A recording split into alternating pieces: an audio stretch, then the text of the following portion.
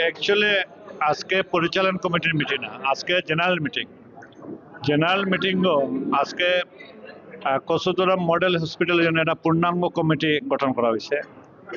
এই কমিটির chairman by virtue of the post local MLA, এরপরে বিভিন্ন পোস্টের আধিকারিক যারা বিডিও আসেন, সার্কুল অফিসার আসেন, লোকাল জেডপিসি আসেন, এপি আসেন, এরা সবরে নিয়ে 10 জন সদস্য নিয়ে আজকে কমিটি গঠন করা হয়েছে। কমিটি এরপরে আমরা বইমুখ কী কী সমস্যা আছে, আজকে এডিসি হেলথ ইনচার্জ আমার কুটুম সাহেব এসেছেন।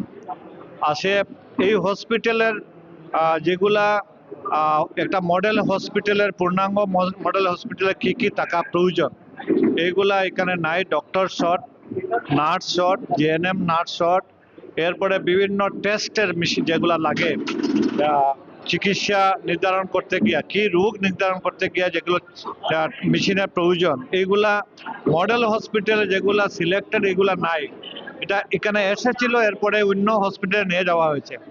যেমন আগামীতে যাতে আমাদের এইগুলা মডেল হসপিটালে যেগুলা রোগীর চিকিৎসার জন্য জড়িত যেগুলা মেশিনারি এগুলা সমস্ত ফিরিয়ে দেওয়ার জন্য আমরা আবদার করব।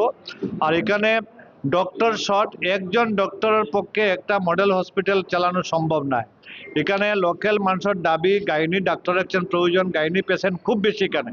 এই মডেল হসপিটালে গাইনি পেশেন্ট খুব বেশি, এর জন্য গাইনি একজন ডাক্তারের প্রয়োজন।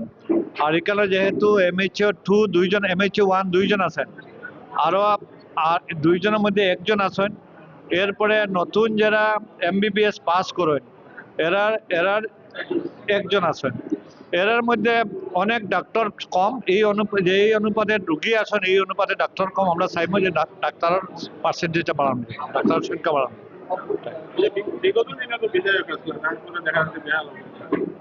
এটা তো যার যারই একজন বিধায়ককে কি করছেন না করছেন জনসাধারণ জানেন, এর জন্য তো চেঞ্জিং করছেন। হেন যেরকম করছেন আমি এরকম করলে আমারও চেঞ্জ করবা। এর লাগে হসপিটালের যারা চিকিৎসা সেবা যেভাবে হওয়া দরকার এইভাবে হওয়ার জন্য আমি আগেও সচেষ্ট ছিলাম, এখনো সচেষ্ট আছি।